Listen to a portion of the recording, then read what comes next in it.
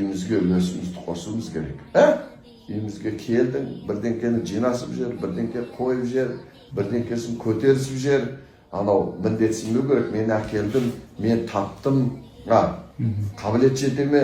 Бір стиралкаға да кірісіп қой бір рет, кір жуып пайғамбар салсам жуды ғой. Бір шаңын сүртіп қой, қатынның бойы жетпей тұр. Неге ол орындыққа шығып сүрту керек? Сүрте сал. Сүрте сал. Сондайды кіргізуіміз керек те. Қазір бізде көп нәрсе. Содан да береке болмай жатады да. Содан да береке болмай жатады. Ойты да, неге бүйтесің? Істей салады ғой. 24 сағаттан не істейді ол үйде деп? Не істейді ана? Не істейді дегенді сұрасаң, бір жұма отырып көр балаларыңмен. Сол не істейді екен білесің, ана қатын үйде. Бос отырған. Сонда ғана түсінесің. Сен қалғың келмейді, түсінбейсің да. Үйде бос отыр ғой дейді. Тамақ бәрін біз әкелеміз дейді. Ол сол бос отыра тұра, екі баланың жанында бір жұма. Қатынға бір жағың дейді.